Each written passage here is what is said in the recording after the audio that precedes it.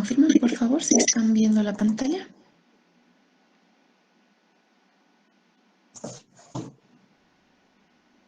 Sí se ve, doctora. Buenas tardes. Gracias, buenas tardes. Muy bien, entonces habíamos quedado acá. Y vamos a continuar con lo que es la patología de las glándulas salivales. Entonces, vamos a ver dos grandes grupos de enfermedades y las vamos a dividir en aquellas que son enfermedades no neoplásicas y las enfermedades neoplásicas. Dentro de lo que son las enfermedades neoplásicas, vamos a tener las enfermedades benignas, neoplásicas benignas y las neoplasias malignas. Por otro lado, las enfermedades no neoplásicas tenemos las congénitas, la cialoadenitis, la cialoadenosis y la opción canalicular. Hoy nos vamos a dedicar a este grupo de enfermedades. Entonces, dentro de las patologías congénitas, si bien estas son muy raras, tenemos las aplasias, ¿no? Las aplasias significan o se refieren a la ausencia de las glándulas salivales, por lo tanto, no va a haber una producción de saliva, por lo tanto, esto va a dar una clínica de sequedad de la boca, ¿no? A esto se llama serostomía. Hay una ausencia de la secreción salival y se va a caracterizar por sequedad en la lengua. Hay estas grietas que se forman a nivel de la mucosa de la lengua y también a nivel de los labios. Se diagnostica en edades muy tempranas de la vida. Y el otro tipo de enfermedades son las glándulas accesorias, glándulas que se encuentran en sitios diferentes a las de las glándulas normalmente anteriormente descritas. Y estas glándulas accesorias, como no tienen un ducto excretor, generalmente se fistulizan hacia la piel. Por ejemplo, acá tenemos a nivel por encima de la clavícula una lesión que daba una secreción clara y se hizo una ecografía donde se puede ver acá una lesión nodular. Una vez extirpada esta lesión, podemos observar, acá tenemos la piel y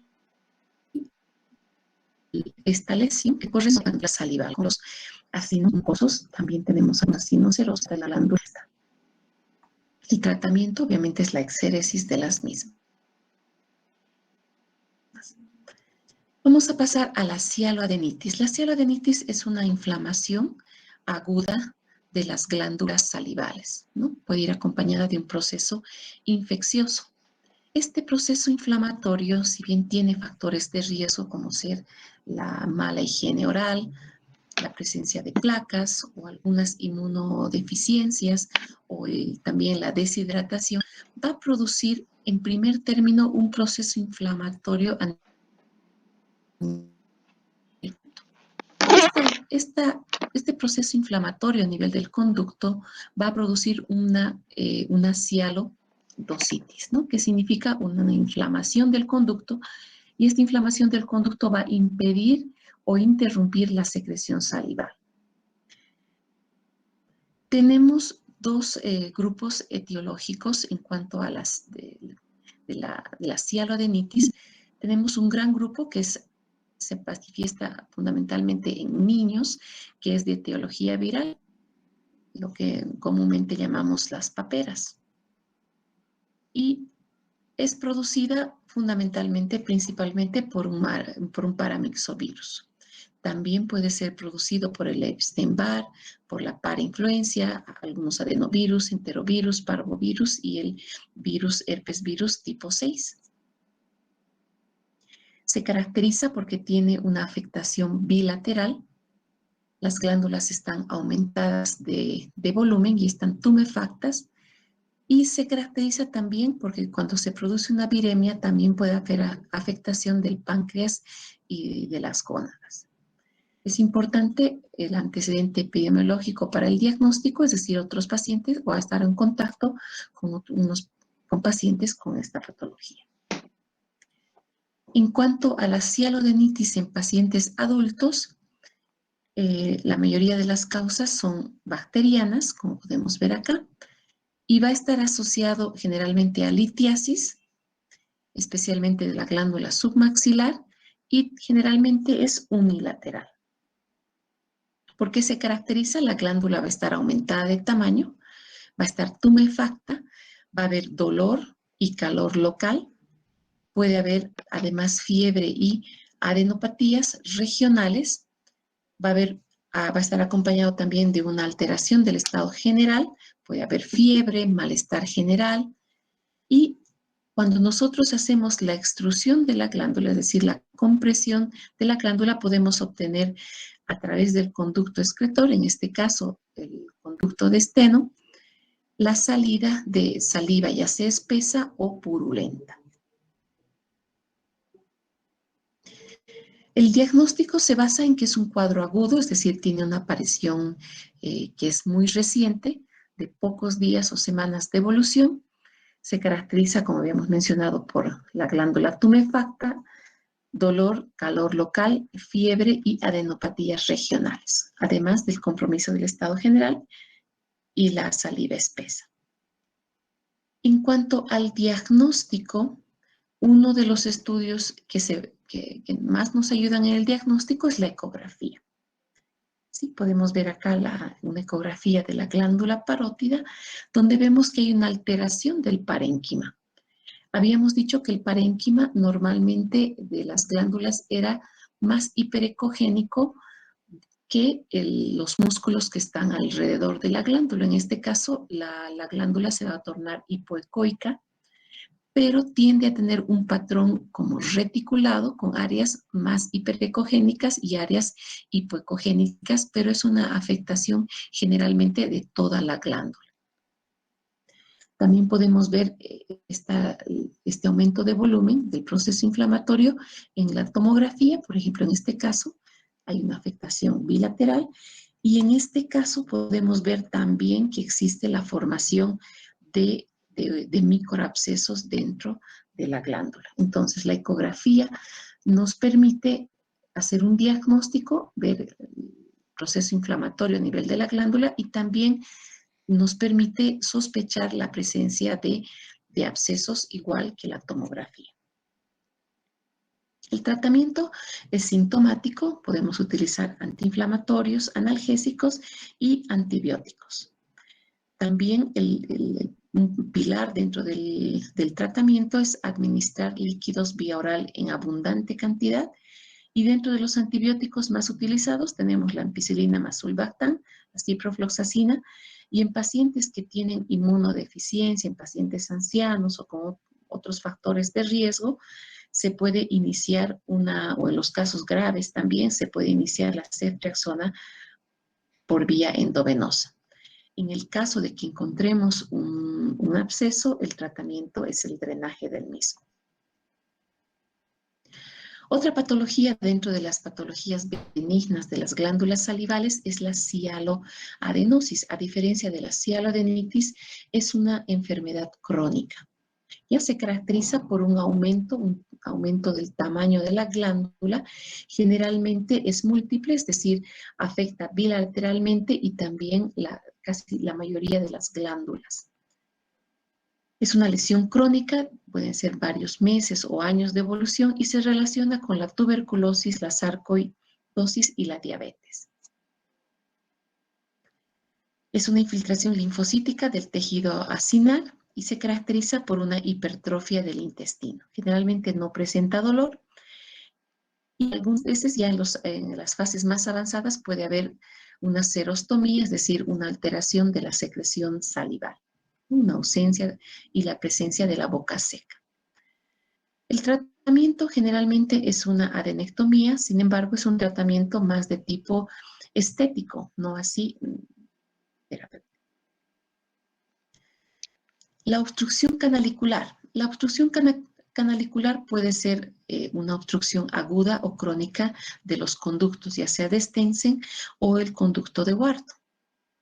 Con mayor frecuencia se ve afectada el conducto de Wharton y en el 90% es por litos.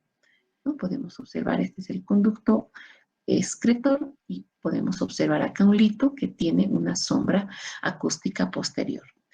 En el 10% son inflamatorios, pueden ser también por tumores o traumatismos. El mecanismo no está aclarado. Habíamos visto en la parte anatómica que la glándula submaxilar tenía el conducto de Wharton, que se encontraba, tenía un trayecto tortuoso y ascendente hacia el piso de la boca. Por lo tanto, se cree que este trayecto tortuoso permite la precipitación de sales y la formación de litos, ¿no? También se cree que la glándula submaxilar es rica en sales y también está asociado a la deficiencia de vitamina A y C. Se caracteriza por un agrandamiento brusco de la glándula y se caracteriza también por presencia de dolor, que generalmente es un dolor temporal que posteriormente cede y generalmente, como habíamos visto al principio, puede estar asociado a un proceso infeccioso a nivel de la glándula con presencia de secreciones purulentas una vez que uno hace una palpación de la glándula. Después de un tiempo puede ir hacia la fibrosis, si no se diagnostica, y a una exclusión glandular, es decir, que la glándula ya no va a ser funcional, y esto se denomina una cialodenitis crónica litiásica. Como les había mencionado anteriormente, puede también evolucionar hacia una cialodenitis aguda supurativa con la presencia de secreciones purulentas. El examen se debe hacer siempre la palpación bimanual y esto nos va a permitir poder tener salida de secreciones de la glándula. En cuanto al diagnóstico, uno de los primeros estudios que se pueden solicitar es la radiografía dental panorámica, donde si es un cálculo, generalmente son radiopacos y pueden verse, como en este caso, en la radiografía. Este es un cálculo que se encuentra a nivel del conducto de Wharton. La ecografía también es un estudio que nos permite ver los litos y realizar el diagnóstico. Entonces, el tratamiento, especialmente en la glándula o en el conducto de Wharton, se caracteriza por la extracción, ¿no? Se realiza una incisión sobre el conducto, inmediatamente por encima del lito, y posteriormente se realiza una marsupialización, es decir, una sutura de los bordes de la incisión. En algunos casos puede estar indicada también la adenectomía, especialmente en los casos crónicos donde ya haya una exclusión glandular. Muy bien, hemos terminado la clase para el día de hoy. El día de mañana vamos a ver las lesiones tumorales, tanto benignas como malignas. Retomando el caso clínico que habíamos visto al inicio de las clases, podemos ver nuevamente, es una mujer de 55 años que consulta por una tumoración de inicio súbito de una semana de evolución, ubicada por debajo de la mandíbula. Del lado derecho, fiebre, malestar general, usa prótesis dentales. Al examen físico se palpa un módulo único, móvil, de consistencia elástica y se palpan adenomedales. Entonces, estamos frente a un caso típico de una cialoadenitis de la glándula submaxilar, ¿no? Habíamos visto que por la localización, que es el triángulo digástrico, correspondía lo más probablemente a la glándula submaxilar. Entonces, ¿cuál es el estudio diagnóstico que vamos a solicitar? Una ecografía, doc. Una ecografía, ¿no? La ecografía nos va a permitir ver, por una parte, si es que existe un proceso inflamatorio, nos va a ayudar a diagnosticar, va a haber un aumento de la glándula, una disminución de la ecogenicidad de la glándula y también vamos a ir a buscar la presencia de abscesos. Y otro aspecto que también nos va a ayudar en el diagnóstico, que nos va a decir la ecografía en estos casos.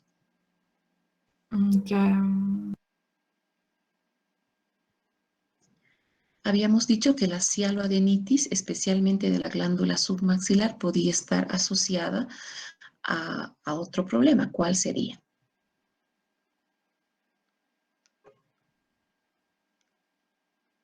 A litiasis.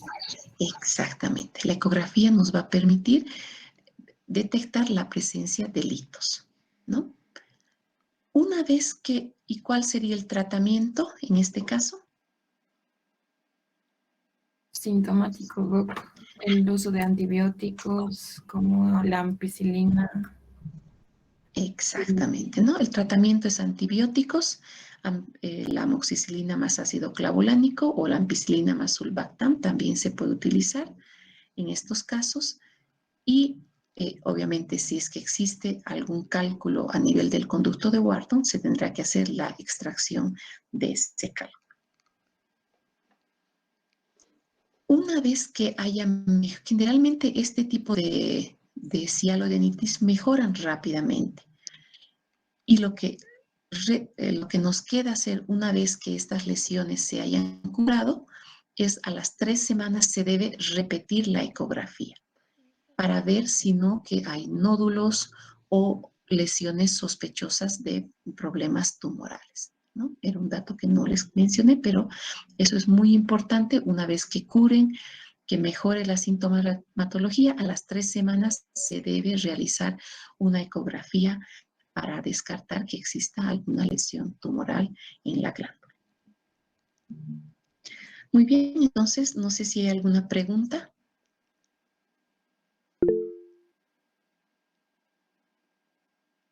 Muy bien, si no hay preguntas, sí, adelante.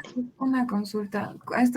Justo cuando nos estaba diciendo de esto de la cialoadenitis en adultos, Sí, mencionó que era de etiología bacteriana, ¿no? sí. No escuché bien. ¿Menciona algún tipo de bacteria, quizá? No. Generalmente tenemos las bacterias más relacionadas a estos son los gram positivos, ¿no? Son bacterias, bacteroides también tenemos, es por eso que en algunos casos que son graves también se tiene que utilizar, también pueden haber algunos gérmenes que son anaerobios y también se puede utilizar el metronidazol, pero generalmente son los casos graves. Generalmente son más gram positivos, ¿no? Está bien, doctora, gracias. Disculpe, doctora, ¿con qué Sí. otras patologías se podría hacer el diagnóstico diferencial de la cialoadenitis? De la cialoadenitis, de las glándulas salivales, con procesos inflamatorios crónicos, como por ejemplo la cialoadenosis. Hay muy pocas enfermedades, ¿no? Alguna lesión tumoral, probablemente que esté asociada a un proceso inflamatorio, que no es lo más común, pero hay que descartar lesiones tumorales fundamentalmente, ¿no? Y también hay que descartar con la presencia con las adenitis reactivas también que pueden estar en esta zona. Gracias, doctora.